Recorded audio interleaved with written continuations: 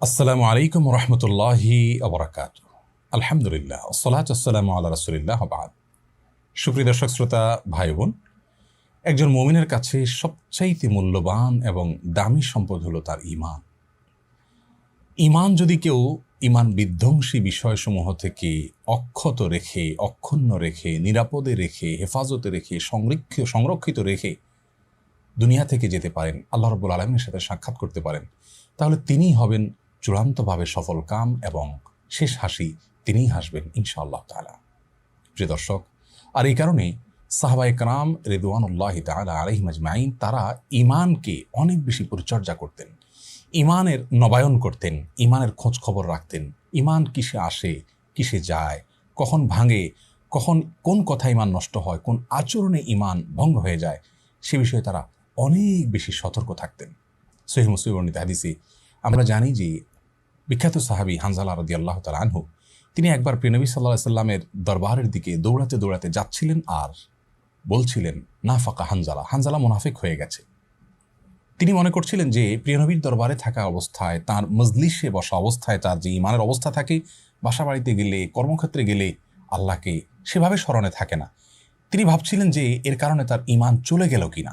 প্রিয় দর্শক দেখুন, একজন সাহাবী তার অবস্থার একটু পরিবর্তনের কারণে তার ঈমান নিয়ে তিনি শঙ্কায় পড়ে গেলেন। ঈমান আছে কি নেই তার খোঁজ নেওয়ার জন্য, নিশ্চিত হবার জন্য রাসূল করিম সাল্লাল্লাহু আলাইহি সাল্লামের মজলিসে এবং দারসে হাজির হয়ে গেছেন। আর আমরা পৃথিবীর বেশিরভাগ মানুষের অবস্থা হলো, আমরা আমাদের ঈমানের কোনো খোঁজ খবর নেওয়া হয় না। সেই ছেলেবেলায়, ছোটবেলায় মক্তবে আশহাদু আল্লা ইলাহা ইল্লাল্লাহ আশহাদু আন্না মুহাম্মাদুর রাসূলুল্লাহ পাঠ করেছি। আমরা মনে করি যে মৃত্যু পর্যন্ত বোধহয় আর কখনো ঈমান যেতে পারে না, ঈমান বোধহয় নষ্ট হতে পারে না, ঈমান বোধহয় ভঙ্গ হতে পারে না। অথচ ইবাদত বন্দেগী যেরকম ভঙ্গ হয়, আবার জোড়া লাগানো যায়, নবায়ন করা যায়, ঠিক তেমনিভাবে ঈমানও ভঙ্গ হয়ে যেতে পারে। যদি কোনো মুসলিম এমন হন যে তার ঈমান কখনো কোনো কারণে ভঙ্গ হয়ে গেছে, তিনি জানেনও না, আজীবন তিনি আমল করছেন, সালাত করছেন, সিয়াম করছেন, হজ করছেন, যাকাত দিচ্ছেন, ওমরা করছেন, দান সাদকা করছেন, তেলাওয়াত করছেন, তাসবিহ তাহলিল করছেন, জিকির করছেন, অথচ তার ঈমান নেই। তিনি অনেক কিছু রাখছেন তার ভাণ্ডতে, কিন্তু সেই ভাণ্ডের তলা নেই, সেটা ফাটা। আল্লাহ রাব্বুল আলামিনের কাছে অনেক আশা নিয়ে যাচ্ছেন, অনেক আমল করি, কিন্তু সেখানে কিছুই পাবেন না, কারণ তার ঈমানই নষ্ট হয়ে গেছে, তিনি জানেন না। এই জন্য একজন মুসলিমের জন্য অনেক বেশি গুরুত্বপূর্ণ এই বিষয়টি যে তার ঈমান কিসে আসে আর কিসে যায়, কখন ভঙ্গ হয়ে যায়, এগুলো আমাদের জানতে হবে। আমরা প্রায় সময় খেয়াল করে স্মরণ করার চেষ্টা করি, আমার ওযুটা কি আছে না চলে গেল, আমার সালাতটা অমুক কারণে ভঙ্গ হলো কিনা, আমরা আলেমের কাছে দৌড়ে যাই। অমুক কথার কারণে আমার স্ত্রীর সাথে আমার সম্পর্ক ভঙ্গ হয়ে গেল কিনা, বিবাহ ভেঙে গেল কিনা, আমরা চিন্তিত হই। সিয়াম ভঙ্গ হলে চিন্তিত হই। প্রিয় দর্শক, আপনি আপনার নিজেকে প্রশ্ন করুন, জীবনে আপনি কয়জন আলেমের কাছে গিয়েছেন, কয়বার কোরআন এবং হাদিস খুলেছেন এই বিষয়টি জানার জন্য যে আপনার ঈমান আছে নাকি চলে গেছে?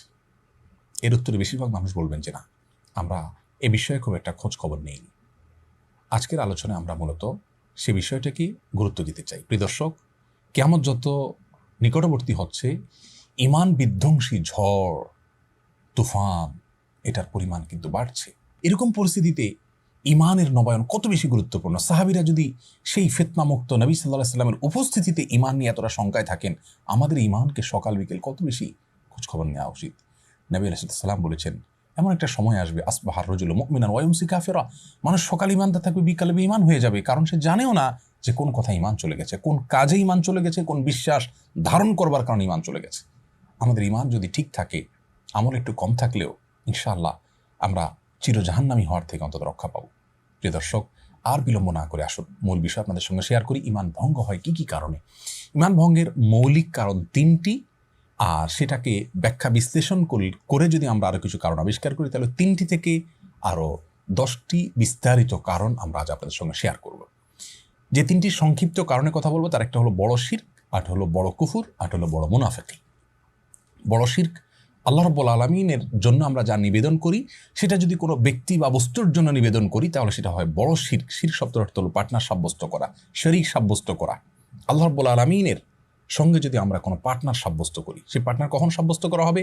যে জিনিসটি শুধুমাত্র আল্লাহর জন্য করতে হয় সেটা অন্য কারোর জন্য যদি আমরা করি, যেমন ইবাদত শুধু আল্লাহর জন্য করতে হয়, প্রার্থনা শুধু আল্লাহর কাছেই করতে হয়, সেই জায়গাটা যদি আমরা কোনো ব্যক্তিকে, কোনো দলকে, কোনো মতকে, কোনো পীরকে, কোনো বুজুর্গকে, কোনো মানুষকে আমরা যদি দিয়ে দিই, তাহলে সেক্ষেত্রে সেটি আমাদের ইমান ভঙ্গের কারণ হবে। ইমান ভঙ্গের দ্বিতীয় কারণ হলো বড় কুফুর। বড় কুফুর মানে হলো বড় ধরনের অস্বীকৃতি। আর সেটি কখন হবে? কোরআন এবং হাদিস থেকে যেটি স্বতঃসিদ্ধভাবে, সুস্পষ্টভাবে, অকাট্যভাবে প্রমাণিত হবে, এমন কোনো বিষয়কে যদি আমরা ডিনাই করি, অস্বীকার করি, সেটার যৌক্তিকতাকে আমরা বা উপযুক্ততাকে আমরা অস্বীকার করি, তাহলে এটা হবে বড় কুফুর। আমি এটা মানি না ইসলামের, এটা হলো বড় কুফুর, ইমান ভঙ্গের কারণ। ইমান ভঙ্গের তৃতীয় কারণ হলো বড় মুনাফিকি। বড় মুনাফিকি হলো যার ভেতরে আল্লাহর প্রতি আস্থা নেই, কোরআন হাদিসের কোনো বিধানের প্রতি, নির্দেশনার প্রতি আস্থা নেই, কিন্তু তিনি বাহ্যিকভাবে মুসলমানদের ভান ধরছেন হয়তো সমাজের ভয়ে, মানুষের ভয়ে। তো এটা হলো বড় মুনাফিকি, এটাও ইমান ভঙ্গের কারণ। এই তিনটা মানুষের মধ্যে প্রকাশ হতে পারে, দেখা দিতে পারে আবার তিন উপায়ে। কিছু শিরক, কুফুর, নেফাক আছে, যেটা নেফাক তো সবসময় অন্তরে থাকে, কিন্তু শিরক এবং কুফুর এগুলো অনেক সময় হতে পারে ভেতরে ভেতরে, আকীদা, বিশ্বাসে। যেমন কেউ মনে মনে এই বিশ্বাস লাগলো যে অমুক পীরের হাতে পাওয়ার আছে, তিনি চাইলে আমাকে সন্তান দিতে পারেন, নাও পারেন, তাহলে এটা তার কাছে থাকলো এবং এটা তাকে বিশ্বাস করার শামিল হয়ে গেল। এটা হলো বড় শিরক অন্তরের মাধ্যমে, অর্থাৎ আকীদাগতভাবে বিশ্বাসগত শিরক। আবার শিরক কর্মগত হতে পারে, যেমন আল্লাহ চাহান্ন কাউকে সিজদা করলো, এটা হলো কর্মগত শিরক। আবার সেটা মন্তব্যগত হতে পারে, কেউ এমন কোনো কথা বলে ফেললো যা আল্লাহর সঙ্গে শিরকের সমকক্ষ। তাহলে মন্তব্যগত, কর্মগত, আকীদাগত তিনভাবে শিরিক হতে পারে। ঠিক একইভাবে কুফুরও তিনভাবে হতে পারে। কেউ অন্তরে ডিনাই করলো, মুখে বললো না কিছু, সেও কাফির হয়ে যায়। আবার কেউ মুখে কাফির মানে অস্বীকৃতি জানালো, কেউ আচরণ দ্বারা অস্বীকৃতি প্রকাশ করলো, তিনটাই হতে পারে। এই সব ধরনের ইমান ভঙ্গের কারণ থেকে আমাদের বেঁচে থাকতে হবে। প্রিয় দর্শক, আসুন এগুলোকে বিস্তারিত বিশ্লেষণ করে অনেক বড় বড় ইমামগণ, অনেক বড় বড় ওলামায়ে কেরাম 10টি কারণকে উল্লেখ করেছেন। 3টা সংক্ষিপ্ত কারণ থেকে বিশ্লেষণমূলক আরও 10টি কারণ ওখান থেকে বের হয়েছে, সেগুলো আপনাদের সঙ্গে শেয়ার করে আজকে ইনশাআল্লাহ আমরা শেষ করব। প্রথম কারণ হলো বড় শিরক, যেটা একটু আগেই বললাম। আল্লাহ তাআলা কোরআনে কারিমে বলেছেন, ইন্নাল্লাহা লা ইয়াগফিরু আন ইউশরাকা বিহি ওয়া ইয়াগফিরু মা দুনা যালিকা লিমান ইয়াশা। আল্লাহ তাআলা তার সঙ্গে শিরক করা হলে সেটি মাফ করবেন না, শিরকের চাইতে ছোট অপরাধ হলে সেটা আল্লাহ যাকে ইচ্ছা তাকে মাফ করতে পারেন। সূরা জুমার আয়াত নম্বর 65, সেখানে আল্লাহ বলেছেন, ওয়ালাকাদ উহিয়া ইলাইকা ওয়া ইলাল্লাযিনা মিন ক্বাবলিক লাইন আশরাকতা লা ইয়াহবাতান্না আমালুকা ওয়া লা তাকুনান্না মিনাল খাসিরিন। হে রাসূল, আপনি এবং আপনার পূর্বের সমস্ত নবী রাসূলদের প্রতি একটি কমন নির্দেশনা জারি করা হয়েছে, যদি আপনি নবী এবং রাসূল হওয়ার সত্ত্বেও যদি শিরকে লিপ্ত হন, লাইন আশরাকতা, আপনি যদি শিরকে লিপ্ত হন, লা ইয়াহবাতান্না আমালুক, অবশ্যই অবশ্যই অবশ্যই, লামে তাকিদ নুনে তাকিদ সাকিলা, 3 ভাবে গুরুত্ব দেওয়া হয়েছে আরবি গ্রামার অনুযায়ী। অবশ্যই অবশ্যই অবশ্যই আপনার সমস্ত আমল ক্যান্সেল হয়ে যাবে এবং আপনি ক্ষতিগ্রস্ত হয়ে যাবেন। এখান থেকে পরিষ্কারভাবে বোঝা গেল কেউ শিরকে লিপ্ত হলে তার ইমান চলে যায়, সমস্ত আমল পুরানোগুলো ক্যান্সেল হয়ে যায়। এজন্য ইমানদার সবচেয়ে ভয় থাকবে শিরক নিয়ে, আল্লাহর সঙ্গে শিরক যেন না হয়, তাওহীদকে নিশ্চিত করার চেষ্টা করবে। এটা ইমান ভঙ্গের কারণ। নাম্বার 2, ইমান ভঙ্গের দ্বিতীয় কারণ হলো আল্লাহ এবং বান্দার মাঝামাঝি যদি কোনো মধ্যস্থতাকারী আমরা সাব্যস্ত করি, তাহলে ইমান নষ্ট হয়ে যাবে। আমরা জানি আমাদের হিন্দু ভাই বোন তারা বিশ্বাস করেন যে ঈশ্বর সরাসরি সবকিছু নিয়ন্ত্রণ করেন না। অনেক দেবদেবী, অনেক প্রতিমার তারা পুজো করেন, এই উদ্দেশ্যে যেন তার কাঙ্ক্ষিত বিষয়টা সেই দেবদেবী তাদেরকে পাইয়ে দেন। সরস্বতীকে পুজো করেন শিক্ষার জন্য, আবার চাষাবাদ ভালো হওয়ার জন্য আরেক দেবতাকে পুজো করেন। তো এরকম পুজো করে তারা ঈশ্বরের কাছ থেকে কিছু পেতে চান বা সৃষ্টিকর্তার কাছ থেকে কিছু পেতে চান। প্রিয় দর্শক, আমাদের অনেক মুসলিম ভাই বোন মনে করেন কোনো কবরে, কোনো মাজারে গিয়ে সন্তান চাইলে, ব্যবসার উন্নতি চাইলে তিনি আমাকে আল্লাহর কাছ থেকে পাইয়ে দিবেন। এই যে একটা ব্যাপার, একটা মধ্যস্থতাকারী সাব্যস্ত করা, এটা কিন্তু ইমান ভঙ্গ করে দেয়।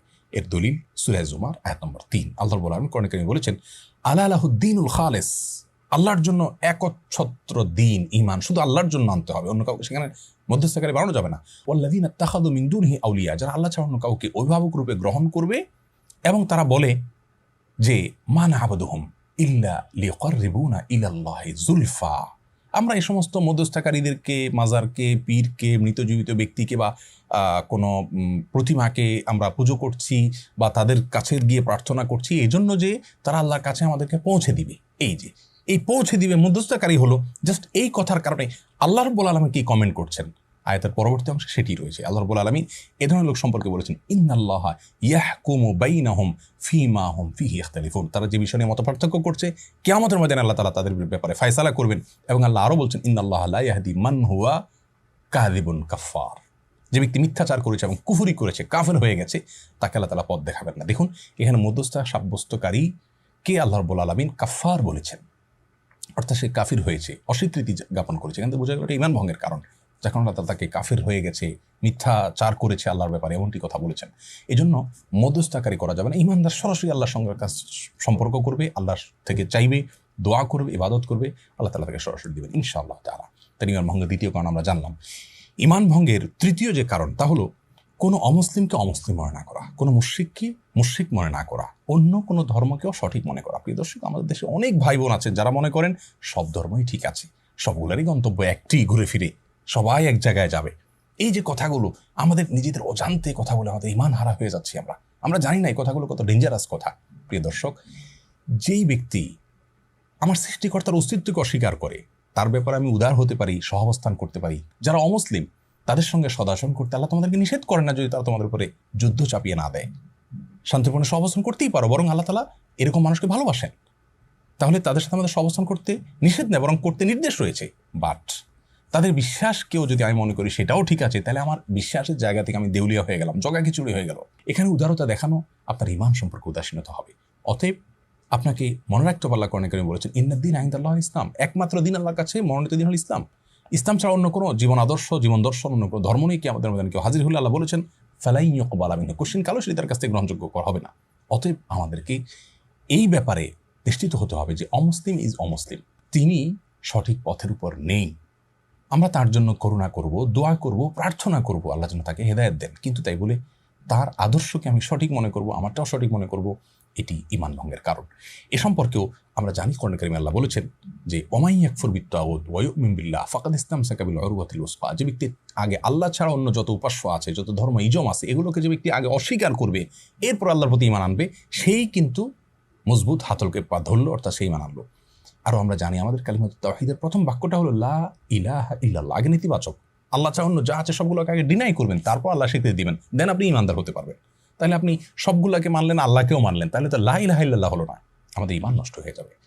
মুখরোচক অনেক স্লোগান আমাদেরকে মনে করে শয়তান আমাদেরকে বোঝাতে চায় যে আমরা অনেক উদার হতে পারি সেই স্লোগানের মাধ্যমে। প্রিয় দর্শক, সেগুলোর মাধ্যমে আমাদের ঈমান হারা হতে হবে, উদারতা নয়, উদাসীনতা। আল্লাহ আমাদের বোঝার তৌফিক দান করুন। ঈমান ভঙ্গের 3 নম্বর কারণ জানলাম। 4 নম্বর কারণ হলো নবী আলাইহিস সালামের জীবন আদর্শ ছাড়া অন্য কোনো জীবন দর্শনকে যদি কেউ উত্তম মনে করে। আমাদের মধ্যে অনেক ভাই বোন আছেন মনে করে যে ইসলামের সবই ঠিক আছে, কিন্তু আসলে ইসলামের অমুক অমুক বিষয়গুলো আসলে এই যুগে চলে না। এক্ষেত্রে বোধ হয় অমুক ইজমটা, অমুক মতবাদটা, অমুক আইডিওলজিটা বোধ হয়, অমুক জীবন দর্শনটা বোধ হয় অনেক বেশি কার্যকর। নাউজুবিল্লাহ, এরকম কি মনে করলে সে ঈমানদার হতে পারে না। তার মানে আপনি আল্লাহ রাব্বুল আলামিনকে, তিনি যে সৃষ্টিকর্তা, তিনি যে সব কিছু করতে সক্ষম এবং তার হাতেই যে সব কিছু, তিনিই যে সব কল্যাণ ও কল্যাণের মালিক, এটা আপনি বুঝতে অক্ষম হচ্ছেন। প্রিয় দর্শক, আমরা বিবেক দিয়ে আল্লাহর অনেক বিধানকে জাজ করার চেষ্টা করি, এটা মূর্খতা। কারণ জু সমাজ মে আ গই ও ফের খোদা কেউ কর হুয়া, এখানে যদি খোদা বলেছেন না বলে আল্লাহ বলা উত্তম। আল্লামা ইকবাল বলেছেন যে আপনার বুঝে চলে আসলো, আপনার ব্রেইনে যাকে আপনি ক্যাপচার করে ফেলতে পারলেন, সে আবার আল্লাহ কী করে হলো? যার সকল আদেশ নীতিতে যথার্থতা, যৌক্তিকতা আপনার বিবেকের মিটার দিয়ে আপনি মেপে ফেলতে পারলেন, সে আবার আল্লাহ কীভাবে হলো? আরে আল্লাহ তো এমন মহা সৃষ্টি যে আপনার মতো ক্ষুদ্র মানুষ আল্লাহর সব নির্দেশ এবং আদেশের যৌক্তিকতা আপনি বের করতে পারবেন না, সেটাই স্বাভাবিক। এই জন্য ইসলামের সব নির্দেশগুলো আমার বুঝে আসলে আমি মানবো, না হলে বলবো না এটা অযৌক্তিক, এটা ঈমান ভঙ্গের কারণ। এই বিষয়ে আমাদের সাবধান হতে হবে। একজন কাজের লোক, তার মালিক তাকে 10টা অর্ডার করেছেন, তিনি 2টা করেছেন আর 8টা করেননি। কেন করেননি? বলেন যে স্যার এটা আমার বুঝে আসছে না, এটা ভালো হবে না কাজটা। আপনি বলুন এই কর্মচারী থাকার যোগ্য থাকবে? মালিক তার দৃষ্টিকোণ অনেক গভীর থাকতে পারে, তিনি এটার উপকারিতার অন্য দিক জানতে পারেন, হয়তো কর্মচারী জানেন না, কিন্তু তিনি নিজে থেকে যদি মাতবরি করেন এবং বলেন না এটা যৌক্তিক, আমি করবো, এটা করবো না, তাহলে তার যেরকম চাকরি থাকবে না, আপনার ঈমান থাকবে না। যদি আল্লাহর কোনো আদেশ নিষেধের পর আপনি মনে করেন যে না এটা চলবে না, ওইটা চলবে। এই জন্য 4 নম্বর ঈমান ভঙ্গের কারণ হলো নবী সাল্লাল্লাহু আলাইহি ওয়াসাল্লাম যা নিয়ে আসছেন তার সবগুলোকে, তার সকল আদেশ নিষেধকে একমাত্র আমাদের জন্য উপযোগী মনে করতে হবে। বুঝে আসুক আর না আসুক, আমি কয়টা বোঝার ক্ষমতা রাখি। আল্লাহ কোরআনে বলেছেন ফালা ওয়া রাব্বিকা লা ইউমিনুনা হাত্তা ইউহাক্কিমুকা ফীমা শাজারা বাইনাহুম, শপথ আপনার সত্তা রবের, যে ওই ব্যক্তি কখনো ঈমানদার হতে পারবে না যে সকল বিষয়ে নবী আলাইহিস সালামকে তার জীবনের সিদ্ধান্তদাতা হিসাবে গ্রহণ না করবে, তার সকল সিদ্ধান্তকে না মানবে, ঈমানদার হতে পারবে না। অতএব নবী সাল্লাল্লাহু আলাইহি ওয়াসাল্লামের সকল আনিত বিষয়গুলোকে আমাদের জন্য কল্যাণকর আমরা সেই হিসাবে বিশ্বাস করব। আমি পালন করতে পারছি না, আমার দুর্বলতা আছে, সেটা ভিন্ন বিষয়, তার জন্য আমার গুনাহ হবে, বাট আমি ঈমান হারা হব না। কিন্তু আমি এটাকে অনুপযুক্ত মনে করি, আমার ইমান হারা হতে হবে। নাম্বার 5, ইমান ভঙ্গের 5 নম্বর কারণ হলো নবী রাসূলুল্লাহ যে দিন নিয়ে এসেছেন, কোরআন হাদিসের যে বিষয়গুলো অকাট্যভাবে এবং সুস্পষ্ট বদিহি তথা স্বতঃসিদ্ধভাবে প্রমাণিত হয়েছে, তার কোনো একটির প্রতি যদি আমাদের কোনো ঘৃণা থাকে, অপছন্দ থাকে, তাহলে ইমান চলে যাবে। অনেক ভাই বোন আছেন বলে ইসলামের সব ভালো লাগে, এই যে পর্দার বিধানটা আমার ভালো লাগে না, ইসলামের সব ভালো লাগে, বাট এই যে সুদেরটা আমার ভালো লাগে না, ইসলামের সব কিছু ভালো লাগে, বাট অমুকটা আমার ভালো লাগে না, তমুকটা আমার ভালো লাগে না। এরকম কিন্তু অনেক ভাই বোন আছেন যারা এরকম বলেন। ওয়াল্লাযীনা কাফারু ফাতাআসা লাহুম, যারা কুফরি করেছে তাদের ধ্বংস অনিবার্য। ওয়া আদাল্লা আমালাহুম, আল্লাহ তাআলা এই সমস্ত মানুষের আমলকে নষ্ট করবেন, ধ্বংস করে দিবেন। যালিকা বিআন্নাহুম কারিহু মা আনজালাল্লাহ, এই যে কারিহু মা আনজালাল্লাহ, এর কারণ হলো আল্লাহ যা নাজিল করেছেন সেটাকে তারা অপছন্দ করেছে, বলেছে এটা আমার ভালো লাগে না। এই যে আপনার ভালো লাগে না কাজ করছে, জাস্ট এই কারণে আল্লাহ রাব্বুল আলামিন আপনার সম্পর্কে এই কথা বলে শেষে বলছেন ফাআহবাতা আমালাহুম, আপনার সমস্ত আমল আল্লাহ তাআলা বরবাদ করে দিচ্ছেন। প্রিয় দর্শক, এখান থেকে বোঝা গেল এরকম কোনো আচরণ করলে সেটি ইমান ভঙ্গের কারণ হবে যে ইসলামের অমুক জিনিসটা আমার ভালো লাগে না। আপনার ভালো লাগা না লাগা এটার উপরে সত্য নির্ভর করেন, আপনি সব কিছু বুঝতে সক্ষম নন, আমরা কেউই সক্ষম নেই। আল্লাহ রাব্বুল আলামিন মালিক, আমরা তার কৃতদাস, সৃষ্টি মাত্র। তার সকল নির্দেশের যৌক্তিকতা যথার্থতা আমাদের বুঝতে হবে, এমনটি বাধ্যতামূলক নয়। এরপর ইমান ভঙ্গের 6 নম্বর কারণ হলো দিনের কোনো বিষয় নিয়ে বিদ্রুপ করা, ব্যঙ্গ করা। আমাদের অনেক ভাই বোন আছেন দাড়ি নিয়ে ব্যঙ্গ বিদ্রুপ করেন, পর্দা নিয়ে ব্যঙ্গ বিদ্রুপ করেন, এটা অস্বাস্থ্যকর, আরে থাকা যায় নাকি, এটা তো একটা এটা আস্ত একটা ড্রামের মতো, এটা বাক্সের মতো। এই ধরনের কথা বলে আমরা আল্লাহ রাব্বুল আলামিনের নির্দেশকে, আল্লাহ যেখানে স্পষ্ট নির্দেশ করেছেন মেয়েরা তাদের ইউদিনিনা আলাইহিন্না মিন জালাবিবিহিন্না, মাথার উপরের কাপড়কে টেনে দিবি, তার মানে ঢেকে ঢুকে থাকবে, আপনি সেটাকে নিয়ে ট্রল করছেন, বিদ্রুপ করছেন। আপনার কোনো বন্ধু দাঁড়িয়ে রাখছেন, আপনার হয়তো আল্লাহর প্রতি বিশ্বাসে কোনো কমতি নাই, কিন্তু দুষ্টুমি করে আপনি মজা করে তাকে নিয়ে ট্রল করে ফেললেন। দেখুন, এটি নবী আলাইহিস সালামের সুন্নাহ, কোরআন হাদিসের বিষয়টাকে নিয়ে ট্রল করলে ইমান থাকবে না। আর এই সম্পর্কে আল্লাহ রাব্বুল আলামিন কোরআনে কারীমে বলেছেন সূরা তাওবাতে, কুল আবিল্লাহি ওয়া আয়াতিহি ওয়া রাসূলিহি কুনতুম তাস্তাহজিউন, কিয়ামতের ময়দানে কাফিরদেরকে আযাব দিতে বলা হবে, তোমরাই কি সেই গোষ্ঠী যে দুনিয়াতে আল্লাহকে নিয়ে, তার রাসূলকে নিয়ে ব্যঙ্গ করতে, তার আয়াত নিয়ে বিদ্রুপ করতে। লা তা'তাদিরু, আজ কোনো ওজর খাহি করো না, আজ তোমাদের কোনো ওজর খাহি শোনা হবে না। কদ কাফারতুম বাদা ঈমানিকুম, তোমরা ঈমান আনার পরে, মুসলমানের ঘরে জন্ম নেওয়ার পরেও, ঈমান আনার পরেও, কদ কাফারতুম বাদা ঈমানিকুম, তারপর তোমরা কুফরি করে ফেলেছো, কাফের হয়ে গেছো, ঈমান ভঙ্গ হয়ে গেছে বিদ্রুপ করার কারণে। খবরদার, আমরা কখনো দিনের কোনো বিষয় নিয়ে বিদ্রুপ ব্যঙ্গ করবো না, তাচ্ছিল্য করবো না, ট্রল করবো, নিজে না মানতে পারি কিন্তু ট্রল করবো না। রাষ্ট্রের কোনো বিধানকে কেউ লঙ্ঘন করলে সাধারণ অপরাধী হয়, কিছু সাজা হয়, এরপরে ছাড়া পায়। কিন্তু রাষ্ট্রের যদি বিধানকে নিয়ে, রাষ্ট্রের অস্তিত্বকে নিয়ে যদি কেউ ট্রল করে, তাহলে সেক্ষেত্রে সে কিন্তু রাষ্ট্রদ্রোহী হিসেবে বিবেচনা হয়, সাধারণ অপরাধী থাকে না। আল্লাহর কোনো বিধানকে নিয়ে ট্রল করলে আপনি আল্লাহদ্রোহী হবেন, ঈমান হারা হবেন। 7 নম্বর ঈমান ভঙ্গের কারণ হলো জাদু। কোরআনে কারীমে আল্লাহ বলেছেন হারুত মারুত নামক 2 ফেরেশতাকে আল্লাহ তাআলা পাঠিয়েছেন, তারা মানুষকে জাদু শিক্ষা দিয়েছেন এবং আল্লাহ তাআলা সাবধানও করেছেন যে এটা যেন কেউ শিক্ষা গ্রহণ করে প্রয়োগ না করে। কেউ যদি জাদু শিক্ষা গ্রহণ করে, প্রয়োগ করে, এটা এক্সারসাইজ করে, চর্চা করে, তাহলে সেক্ষেত্রে সেই ব্যক্তি সম্পর্কে আল্লাহ রাব্বুল আলামিন কুফরির বাক্য ব্যবহার করেছেন এবং বলেছেন যে কিছু লোক শিখেছে তারা কুফরি করেছে, যারা শিখেনি বা চর্চা করেনি তারা কুফরি করেনি। এখান থেকে অনেক ইমামগণই বলেন যে জাদু এটার সাথে কেউ সংশ্লিষ্ট হলে, অর্থাৎ জাদু শিখলে, চর্চা করলে, প্রয়োগ করলে সে ব্যক্তি ঈমান হারা হয়ে যায়। জন্য এর শাস্তিও মৃত্যুদণ্ড, সকল ইমামদের ঐক্যমতে সর্বোচ্চ শাস্তি। এটি ঈমান ভঙ্গের কারণ অনেক ইমামদের মতে, বরং বেশিরভাগ ইমামদের মতে। কেউ কেউ এ ব্যাপারে, এই পয়েন্টের ব্যাপারে দ্বিমত পোষণ করেছেন। 8 নম্বর ঈমান ভঙ্গের কারণ হলো মুসলিমদের বিরুদ্ধে কোনো প্রকার ষড়যন্ত্রে লিপ্ত হওয়া। আজকাল অনেক মানুষ আছে যারা মুসলমানদের সন্তান, বিভিন্ন দেশে গিয়ে দেখা যায় মুসলমানদের বিরুদ্ধে বিভিন্ন এজেন্ডা নিয়ে তারা আসছেন এবং অমুসলিমদের সাথে বসে তারা মুসলিমদের নিয়ে বিভিন্ন ষড়যন্ত্র করছেন এবং মুসলিমদের উন্নতি, অগ্রগতি তাদের চক্ষুশূল হওয়ার কারণ হয়। মসজিদ কেন বেড়ে যাচ্ছে, মাদ্রাসা কেন বেড়ে যাচ্ছে, আলেম ওলামা কেন বেড়ে যাচ্ছে, পর্দা কেন বেড়ে যাচ্ছে, এই যে অমুসলিমদের সাথে বসে বসে সলা পরামর্শ করা, মুসলিমদেরকে বিভিন্নভাবে ইসলাম চর্চা থামানোর চেষ্টা করা, এই সবগুলো ইসলাম বিরোধী বা অমুসলিম তথা আল্লাহর প্রতি অবিশ্বাস যারা আছে তাদের সঙ্গে আতাত করার শামিল। এটাও ঈমান ভঙ্গের কারণ। কোরআনে কারীমে আল্লাহ তাআলা সম্পর্কে বলেছেন ইয়া আইয়ুহাল্লাযীনা আমানু লা তাত্তাখিযুল ইয়াহুদা ওয়ান নাসারা, ও ইহা ঈমানদাররা তোমরা ইহুদি খ্রিস্টানদেরকে বন্ধুরূপে গ্রহণ করবে না, তারা এক অন্যের বন্ধু হতে পারে। ওয়া মান ইয়াতাওয়াল্লাহু মিনকুম ফাইন্নাহু মিনহুম, তোমাদের মধ্যে কেউ যদি তাদের সঙ্গে গিয়ে সলা পরামর্শ করে তাহলে তারা তাদের অন্তর্ভুক্ত হয়ে যাবে। ইন্নাল্লাহা লা ইয়াহদিল কওমাজ যালিমিন, নিশ্চয়ই আল্লাহ রাব্বুল আলামিন জালেম সম্প্রদায়দেরকে হেদায়েত দেন না। এই আয়াত থেকে পরিষ্কারভাবে বোঝা গেল এটি ঈমান ভঙ্গের কারণ।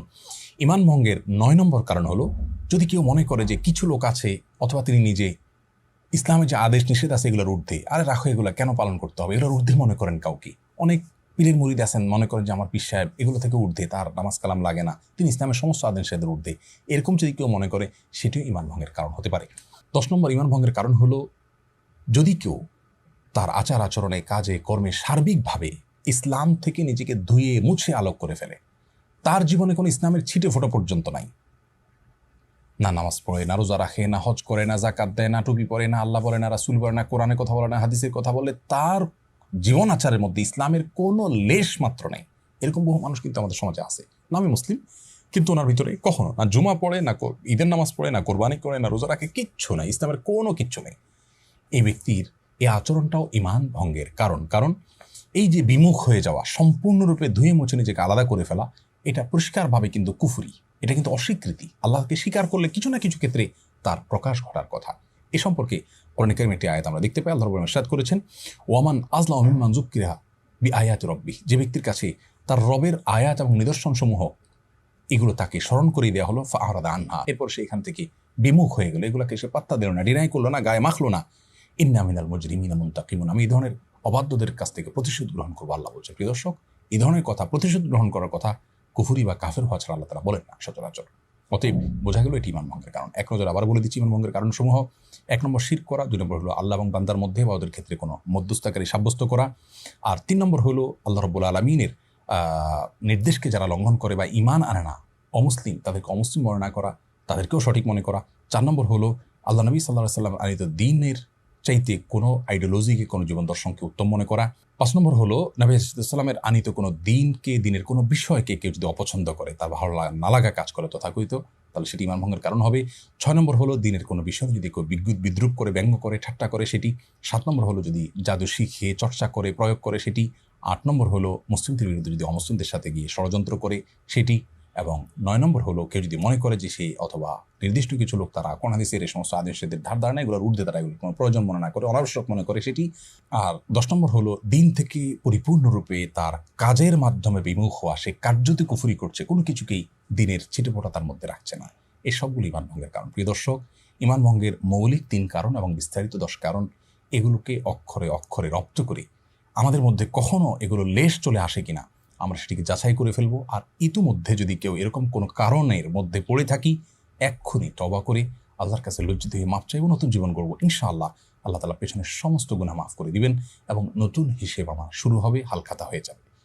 আল্লাহ রাব্বুল আলামিন আমাদের ঈমানগুলোকে শত সহস্র ফিতনা, ধোঁয়াশা, বিভ্রান্তি এবং গুমরাহি, পথভ্রষ্ট হওয়ার মতো যে ঈমান বিধ্বংসী ঝড়গুলো আসছে, এ সকল ঝড়ে, এক এক ঝড়ে কিছু মানুষ কাফের হয়ে যায়, বেঈমান হয়ে যায়।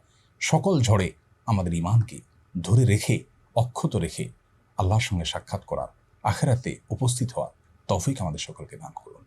সেই সাথে আহ্বান রাখছি, কনভিশনের সাথে আমরা আছি, আপনারাও থাকুন এবং অনন্য আয়োজনের সঙ্গে যুক্ত হয়ে কোরআন এবং হাদিস সম্পর্কে জানার চেষ্টা করুন। এটাকে প্রচার এবং প্রসার করতে আপনারা উদ্যোগী হন। জাযাকুমুল্লাহু খায়রা। আসসালামু আলাইকুম ওয়া রাহমাতুল্লাহি ওয়া বারাকাতুহু।